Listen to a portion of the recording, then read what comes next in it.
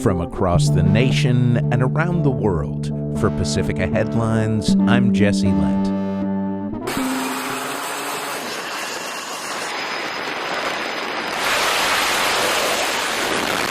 Fighter jets take off from an American aircraft carrier on Saturday in footage shared yesterday by U.S. Central Command. According to the news outlet Axios, the U.S. military launched a new round of strikes against Iranian targets near the Strait of Hormuz on Saturday in response to a missile attack from Iran's Islamic Revolutionary Guard Corps, or IRGC, that left a commercial cargo ship badly damaged. U.S. Central Command said the U.S. military struck dozens of targets at multiple locations with precision munitions to degrade Iran's ability to continue attacking international shipping flowing through the Strait of Hormuz. Al Jazeera reports that Iran responded by launching drones and missiles at Bahrain, Kuwait, Oman, Jordan, and Qatar, and on ships in the Strait of Hormuz. U.S. officials had demanded on Friday that Iran publicly guarantee safe passage through the strait. Instead, the IRGC struck another commercial vessel on Sunday and declared the strait, quote, closed until further notice.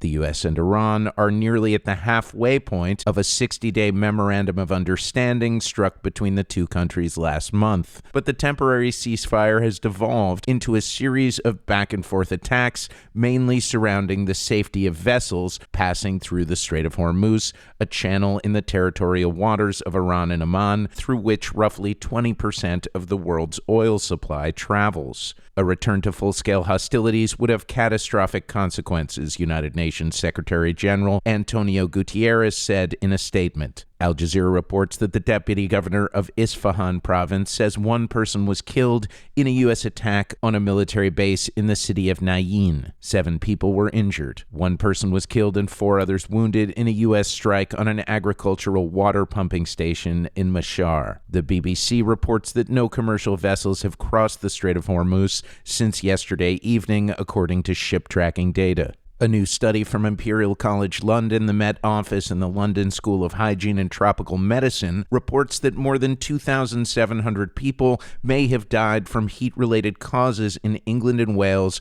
during sweltering weather in May and June. The study estimates that roughly 550 people died as a result of the heat between the 21st and 29th of May, and nearly 2,200 people died between June 18th and 28th in England and Wales during England's warmest June ever recorded. European countries reported more than 10,000 excess deaths during the record-breaking heat wave that engulfed the west of the continent last month. The vast majority of the deaths, more than 9,000, were from people 65 years old or older, according to data published by Euromomo, a network backed by the European Center for Disease Prevention and Control and the World Health Organization.